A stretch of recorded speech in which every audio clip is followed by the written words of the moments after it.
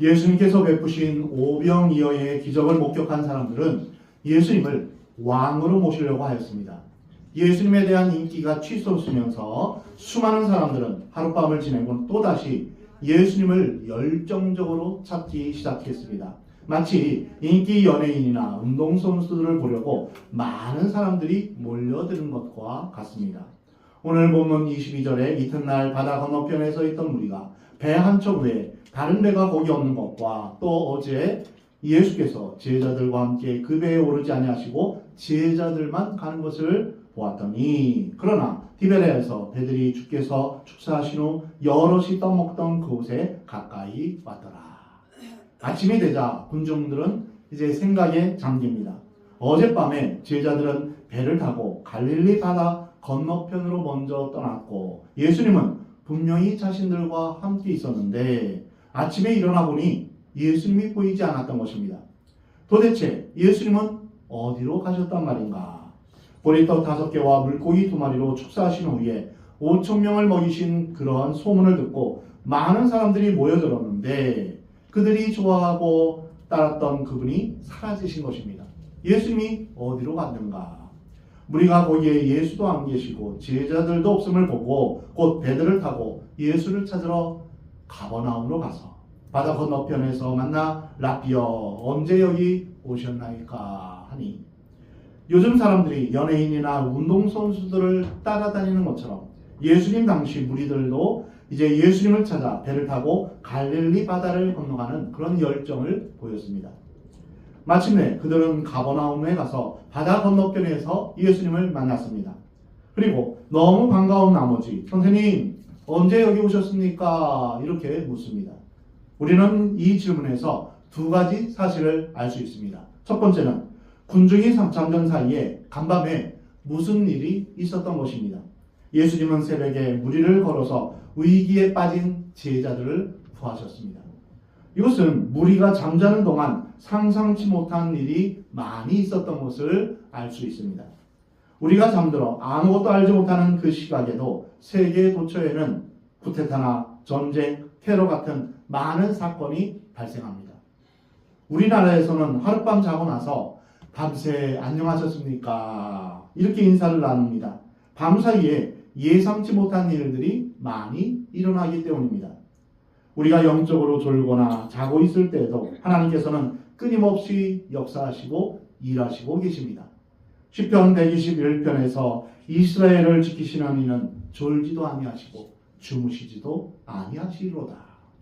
흔히 우리는 누명을 쓰거나 억울한 일을 당할 때 또는 괴로움을 당하고 또한 고통을 겪을 때 아니 하나님은 뭐 하시는가? 주무시고 계신가? 이렇게 말합니다. 하나님은 왜 나의 고통을 모르시는가? 하나님이 살아계시다면 이럴 수가 있는가? 라고 의문을 품습니다. 하지만 시편 121편 말씀을 통해 알 수 있듯 하나님은 졸지도 않으시며 주무시지도 않으십니다. 하나님의 때에 주님의 시간에 우리를 찾으려 준비하고 계십니다. 하나님께서는 우리가 알 수 없는 방법으로 우리를 사랑하시며 관심을 나타내시고 일을 준비하고 계십니다. 로마서 5장 6절에 우리가 아직 연약할 때, 즉 우리가 죄인 되었을 때 기약대로 그리스도께서 경건하지 않은 자를 위해서 죽으셨도다. 우리가 하나님을 알지도 못하고 예수님에 대해서 듣지도 못했던 2000년 전에 예수님은 우리를 위해서 십자가에 못 박혀 죽으셨던 것입니다. 우리가 아직 죄인이었음에도 불구하고 하나님은 이미 우리를 아셨습니다. 우리가 하나님을 사랑하지 않을 때도 하나님은 이미 우리를 사랑하셨습니다. 하나님의 이 놀라운 은혜는 인간의 상상을 초월합니다. 하나님은 인간의 상상력 안에만 존재하는 분이 아닙니다. 인간의 신앙 안에만 존재하는 분이 아닙니다. 인간에게 믿음이 없을지라도 우리가 아무것도 모르고 잠들어 있을 때에도 하나님은 은혜를 내리시고 사랑을 베푸시는 분임을 믿으시기 바랍니다.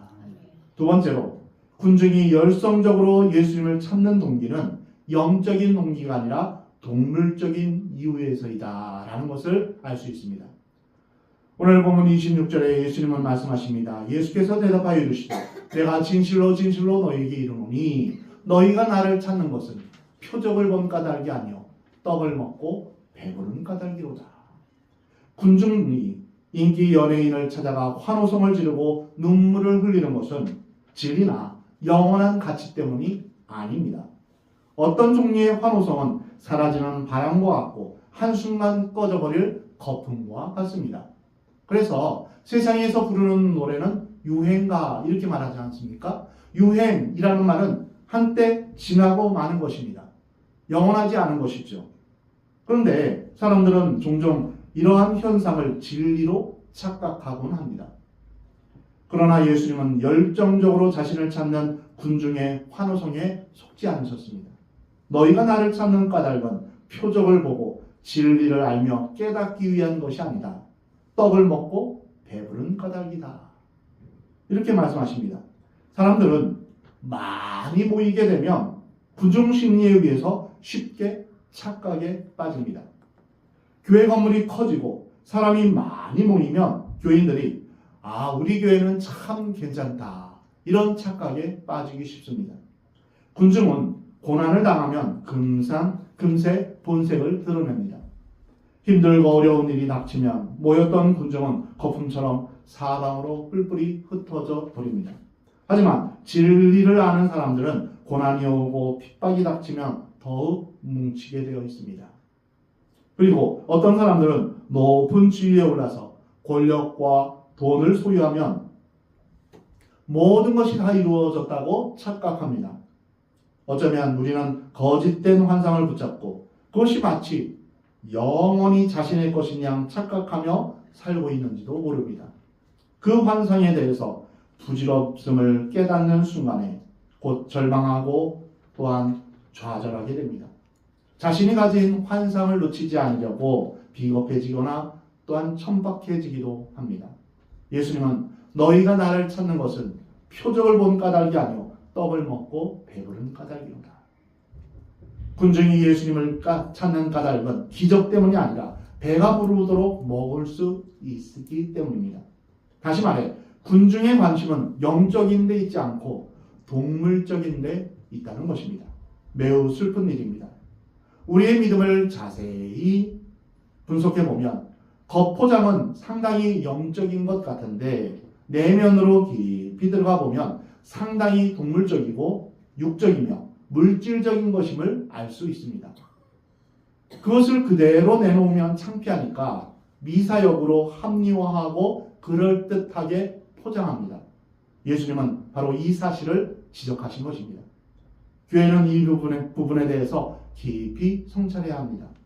건물이 크고 사람이 많으며 프로그램이 많다고 해서 좋은 교회다라는 공식은 성립하지 않습니다. 그리고 유명 인사가 출석하고 헌금이 많이 거친다고 해서 좋은 교회다라는 등식도 성립하지 않습니다. 전통이 있고 소문난 유명한 교회라고 해서 반드시 좋은 교회는 아닙니다. 하나님 앞에서 우리가 내면을 깊이 성찰해야 되는 이유가 바로 여기에 있습니다. 진정한 교회는 영적이고 성령 충만하며 거룩한 교회입니다.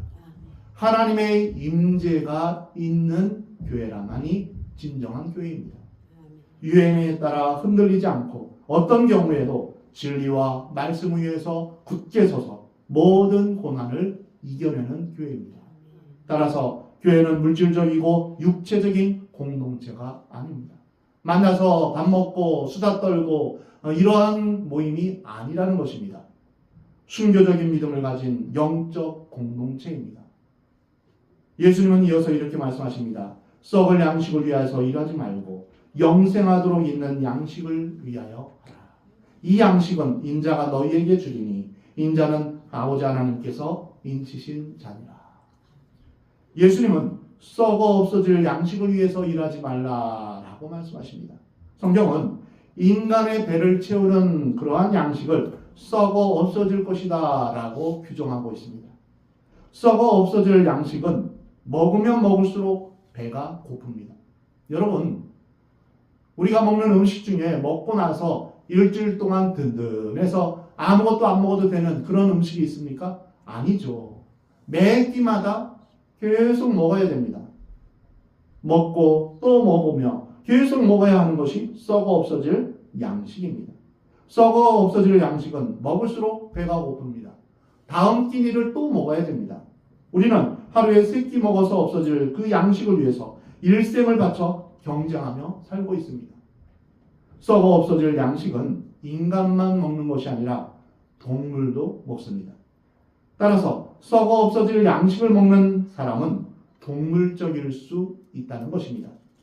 가끔 우리는 아름다운 새나 동물을 보면서 자연의 신비를 느끼며 탄성을 자아내기도 합니다. 아, 참, 그 새가 참 예쁘다. 아, 동물이 참 멋있다. 이렇게 생각할 수 있죠. 그러나 새들의 움직임을 자세히 관찰해 보면 그들의 초점은 오직 하나입니다. 무엇일까요? 먹이입니다. 먹이. 무섭게 먹이에 집중합니다. 사자나 표범이 엄청나게 빨리 달리는 이유는 먹이를 잡기 위해서입니다. 그리고 한쪽 다리를 들고 고고하게 서 있는 두루미도 옆에 물고기나 개구리가 지나가면 순식간에 돌변합니다. 그렇게 느긋하게 걷고 있던 새가 갑자기 낚아채면서 그 물고기를 이제 삼키게 됩니다. 동물의 세계는 먹이와 종족 번식 이 두 가지만을 위해서 존재합니다. 사람들도 동물적인 본능에 따라 살아갈 수 있습니다. 예수님은 그러한 사람들을 가리켜 썩어 없어질 양식을 위해서 사는 사람이다. 이렇게 말씀하십니다. 그런데 인간의 비극은 썩어 없어질 양식조차 없어서 배를 줄이는 사람이 세계 인구의 절반이나 된다는 것입니다. 그들은 먹을 것을 보면 체면도 인격도 잊어버리고 야수처럼 달려듭니다. 우리나라도 6.25 전쟁 때 먹을 것이 없어서 미국의 원조로 살아가야만 했던 그런 시절이 있었습니다. 그때 개판 5분 전이라는 말이 생겨났습니다. 여기에서 개판은 멍멍 짖는 개가 아닙니다. 열개, 판, 연다, 판을 연다라는 뜻입니다. 이 10개는 개봉한다, 개시, 개교, 개국 할 때 개입니다. 그러니까 판을 여는데 무슨 판을 엽니까? 배식소에서 소뚜껑을 여는, 소뚜껑에 있는 판을 여는 것을 말합니다.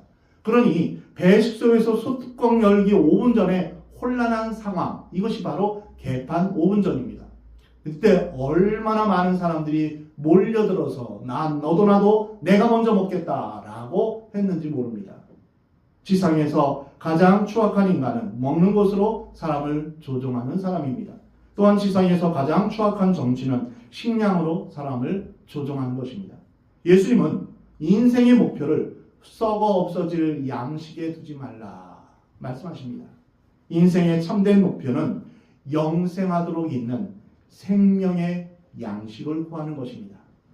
인간의 육신은 썩어 없어질 양식을 필요로 합니다. 먹는 것 없이는 우리는 살아갈 수 없습니다. 그러나 인간의 영혼은 영원한 생명의 양식을 필요로 합니다. 생명의 양식이 없이는 우리는 멸망에 처할 수밖에 없습니다. 인간은 육신을 위한 썩어 없어질 양식을 준비하는데 최선을 다합니다. 그래서 사람들의 관심은 이것입니다. 오늘은 뭐 먹지? 오늘 점심은 뭐야? 오늘 점심 메뉴는 뭐야? 오늘 저녁은 뭐 먹지? 뭐를 먹어야 건강을 유지하지? 먹는데 진심입니다. TV를 보면 먹방만 보여줍니다. 먹는 거, 여행 가서 먹고 어디 가서 먹고 계속 먹는 것만 보여줍니다. 먹는 거에 진심인 것이죠. 세상 사람들은 돈이 많은 사람들을 가리켜 부자라 하며 부러워합니다.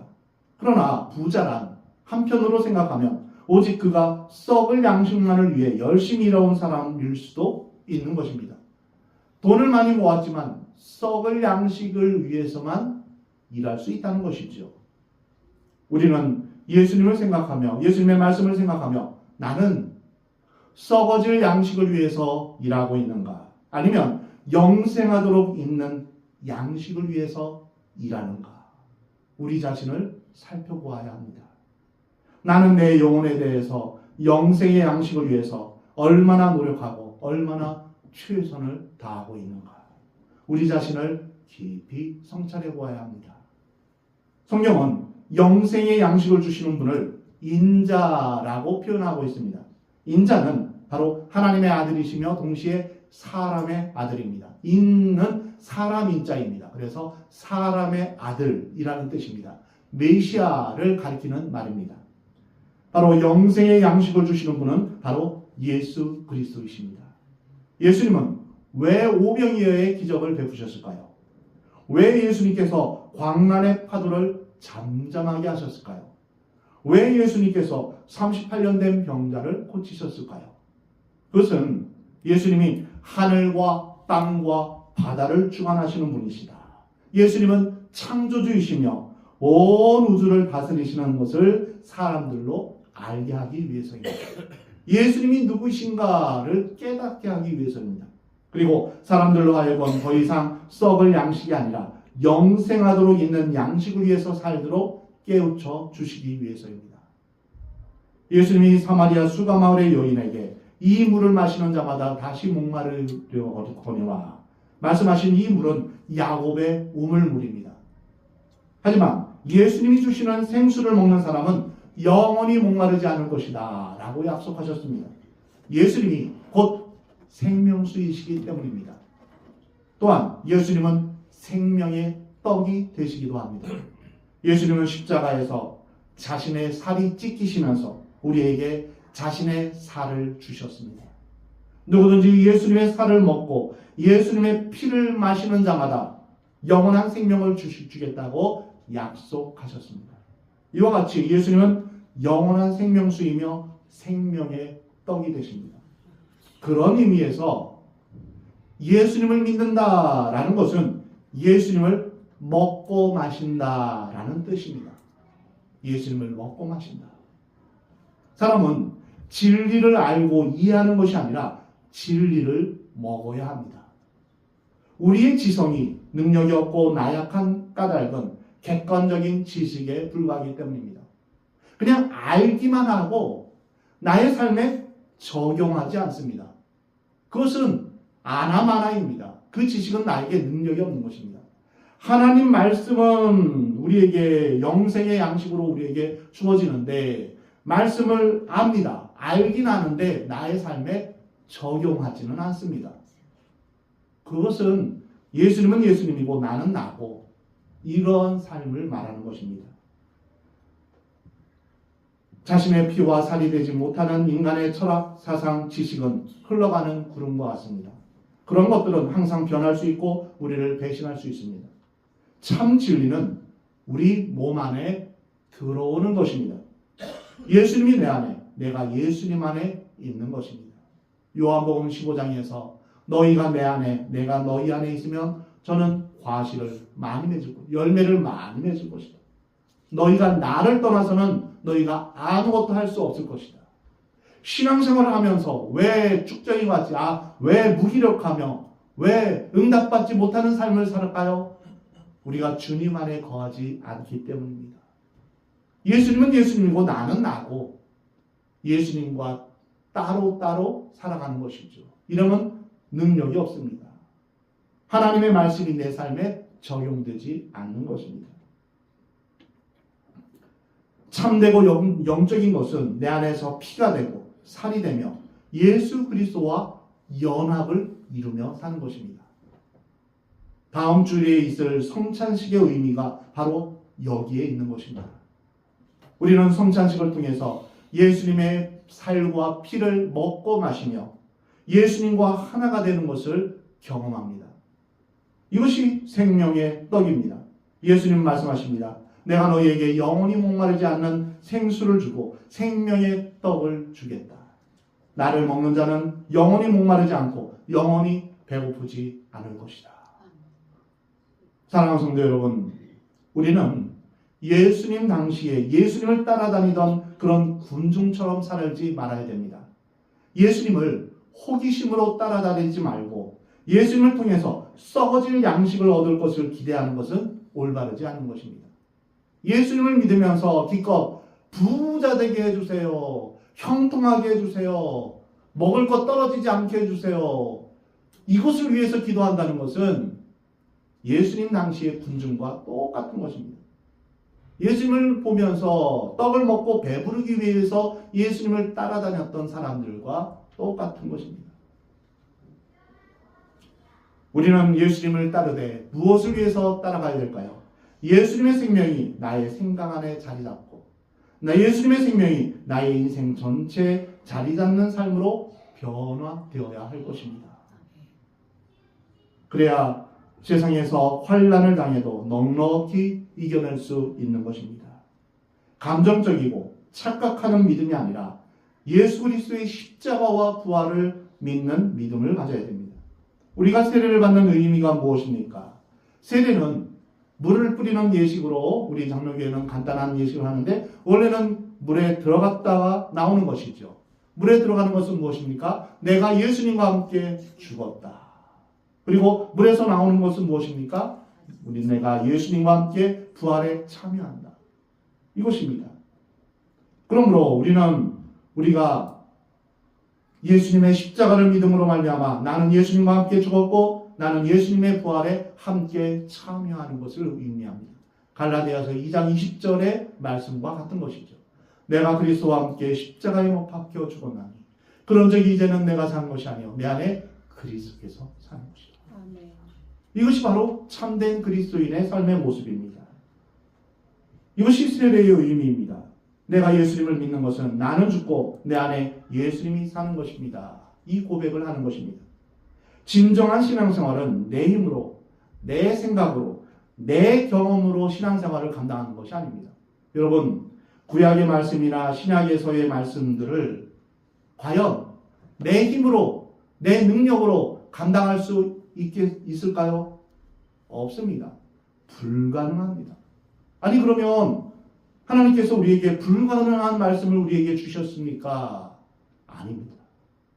우리 안에 계시는 주의 성령으로 말미암아 우리가 예수님으로 말미암아 우리가 그 일을 감당하게 되는 것입니다. 내 힘이 아닌 내 안에 살아계시는 예수님의 영, 성령으로 우리가 신앙생활을 감당하게 되는 것입니다. 오직 내 안에 계신 예수님의 능력으로 말미암아 우리가 생활할 때 우리는 비로소 하나님이 원하시는 예수님께서 원하시는 기뻐하시는 그러한 삶을 살아갈 수 있는 것입니다. 예수님께서 영생하도록 있는 양식을 말씀하시자 사람들은 이렇게 질문합니다. 그들이 묻되 우리가 어떻게 하여야 하나님의 일을 하오리까? 인간은 항상 관심을 두는 것이 행동, 행위입니다. 내가 뭘 해야 됩니까? 인간 죄성의 근원에는 언제나 행위와 공로의식이 자리 잡고 있습니다. 선한 행위로서 구원을 받고 보상을 받으려는 의식이 깊이 자리 잡고 있는 것입니다. 인간은 행함으로써 만족과 기쁨을 누리려 하고 자신을 정당화하려는 그런 불신앙이 내면에 깊숙이 뿌리 박혀 있습니다. 어떤 부자 청년이 찾아와서 예수님 앞에 묻기를 내가 무엇을 행해야 영생을 얻을 수 있습니까? 내가 뭘 해야? 행동이죠. 뭘 해야 영생을 얻을 수 있습니까? 이와 마찬가지로 우리가 찾아와서 우리가 어떻게 하면 하나님의 일을 할 수 있습니까? 이때 예수님은 무슨 대답을 하시죠? 오늘 본문 29절입니다. 예수께서 대답하여 이르시되 하나님께서 보내시는 일을 믿는 것이 하나님의 일이라. 아주 놀라운 말씀입니다. 이것은 요한복음 3장 16절이나 시편 23편 같이 성경의 황금률에 해당하는 매우 값지고 놀라운 메시지입니다. 하나님의 일을 다른 말로 하면 사역입니다. 예수님은 하나님의 아들을 믿는 것이 하나님의 일이다 라고 말씀하셨습니다. 하나님의 일은 행위가 아닌 은혜요 믿음입니다. 예수님은 항상 은혜와 믿음에 대해서 말씀하시는데 인간은 항상 행위와 공로에 대해서 말합니다. 갈라디아서와 로마서는 바로 이를 주제로 하고 있습니다. 하나님의 놀라운 은혜와 또한 그것을 믿는 믿음, 이것에 대해서 말씀하고 있죠.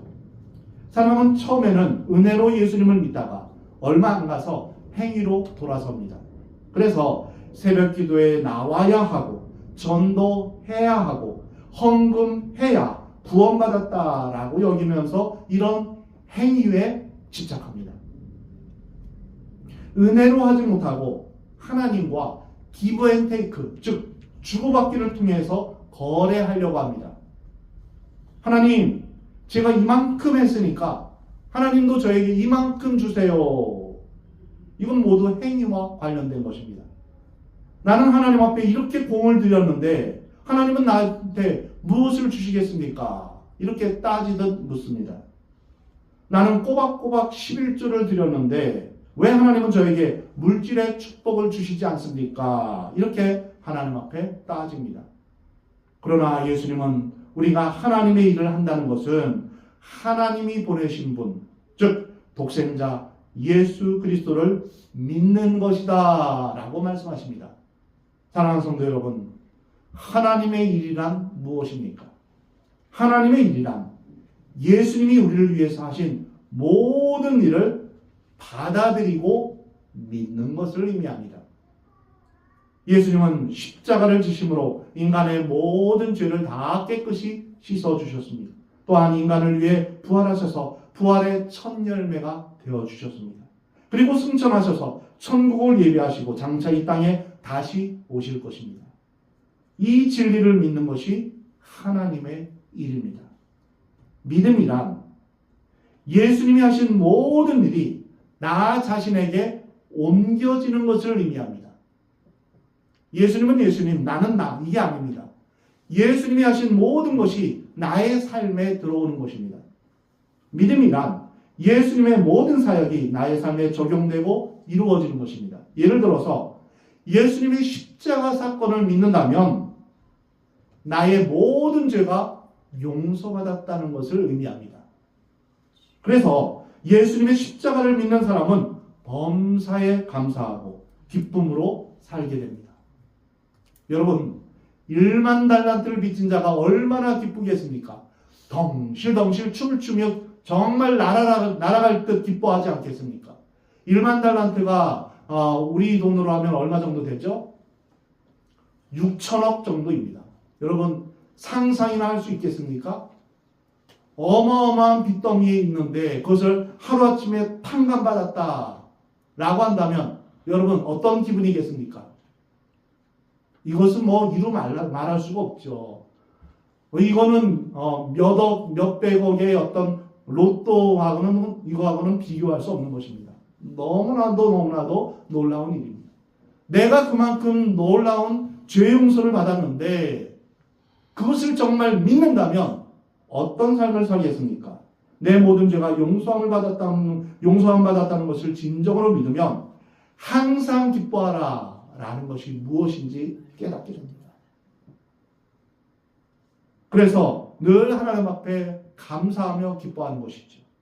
예수님을 믿는다고 하면서 늘 원망과 짜증과 절망 가운데 산다면 그것은 진정한 믿음이 아닙니다.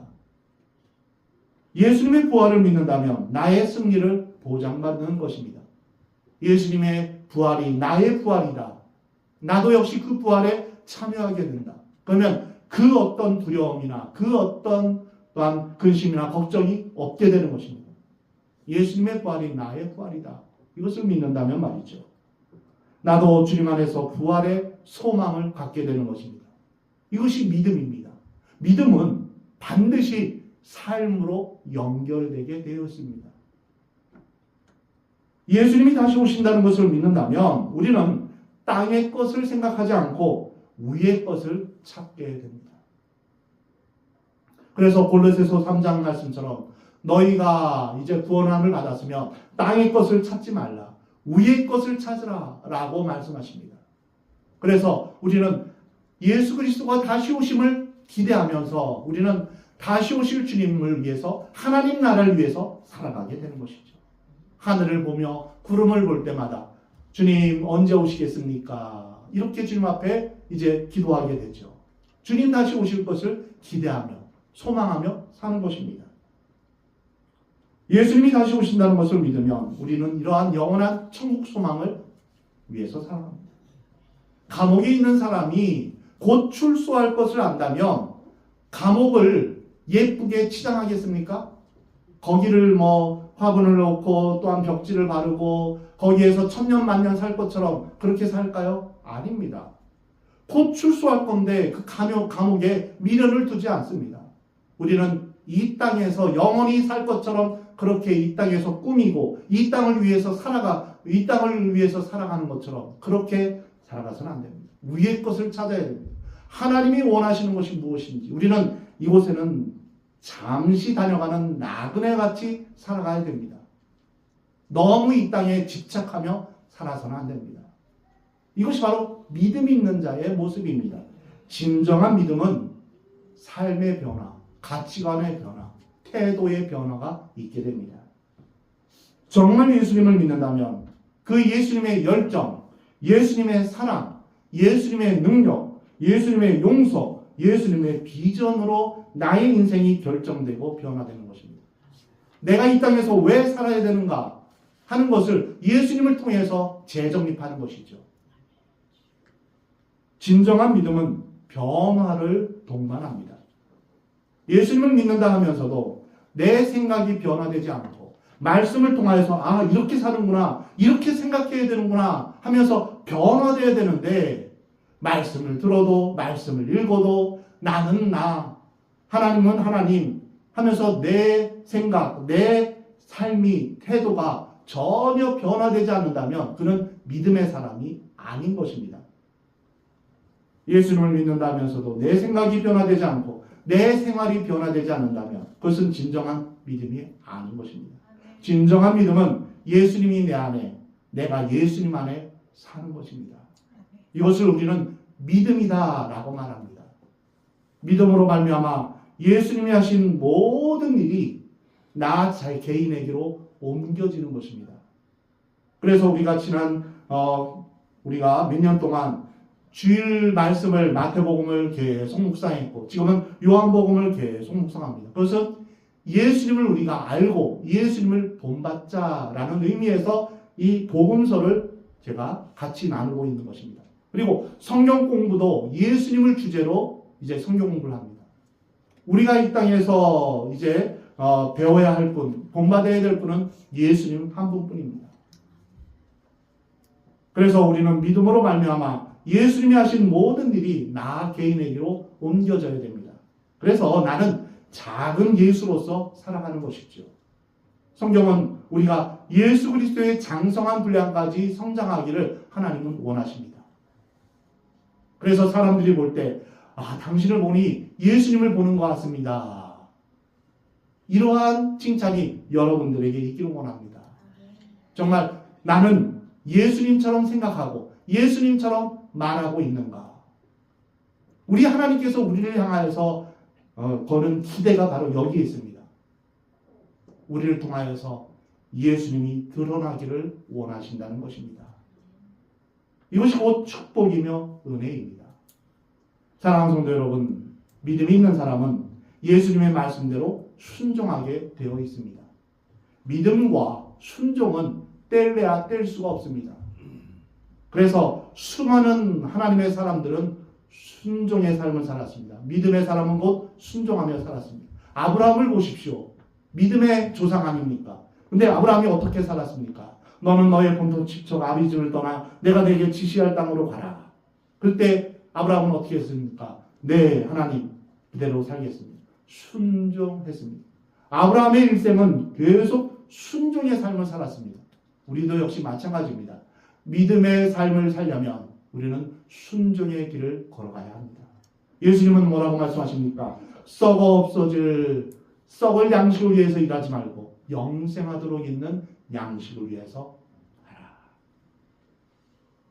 여러분 지금까지는 썩을 양식을 위해서 일했다면 지금부터라도 나는 영생하도록 있는 양식을 위해서 살겠습니다. 결단하는 여러분 되시기 바랍니다. 나의 인생의 목표가 온전히 영생의 양식을 위해서 사는 것을 목표로 하시기 바랍니다. 저를 따라 하시기 바랍니다. 나는 이제 썩을 양식을 위해서 일하지 않고 영생하도록 있는 양식을 위해서 살겠습니다. 아멘. 이것이 여러분의 삶의 목표가 되기를 바랍니다. 더 이상 썩을 양식을 위해서 살지 않겠습니다. 영생하도록 있는 양식을 위해서 살겠습니다. 정말 주님의 뜻이 무엇인지, 나의 우선순위가 무엇인지, 내가 사는 날 동안, 내가 주님 나라 가기까지 나는 무엇을 위해서 살아가야 되는지 다시 한번 내 인생의 목표를 재정립할 수 있도록 도와주옵소서. 내가 정말 나의 삶에 있어서 무엇을 최우선으로 살며 살아갈지 알게 하여 주옵소서. 기도의 자리에 나오고 말씀의 자리에 나오고 또한 하나님과 교제하는 것을 기뻐하는 나의 삶이 되길 원합니다. 주님 앞에 기도하시기 바랍니다. 그래서 여러분 모두 참된 믿음을 소유하시기 바랍니다. 썩어질 양식이 아니라 영생하도록 있는 양식을 위해서 살아가는 여러분 되시기 바랍니다. 여러분 모두 하나님께서 보내신 예수 그리스도를 온전히 믿음으로 하나님의 일을 잘 감당하는 여러분 되시기를 우리 하나님은 원하십니다. 그래서 마지막 날 주님께서 잘하였도다 착하고 충성된 종아, 이렇게 주님 앞에 칭찬받는 여러분 되시기 바랍니다. 하나님의 일을 잘 감당하시기 바랍니다. 정말 내가 살아가면서 주님, 제가 주님 앞에서 어떻게 하면 하나님의 일을 감당할 수 있을까요? 예수님을 잘 믿는 것이 어떤 일일까요? 주님 앞에 묻고 또한 주님 앞에 순종하시기 바랍니다. 참된 믿음의 사람은 예수님과 연합하여 주님의 뜻을 분별하며 하나님의 뜻대로 순종하며 살아가는 사람입니다. 여러분 모두 예수님과 하나 되어 여러분을 통하여서 예수님이 드러나며 여러분을 통하여서 하나님의 나라가 임하게 되는 복된 여러분의 삶이 되기를 우리 하나님은 원하십니다.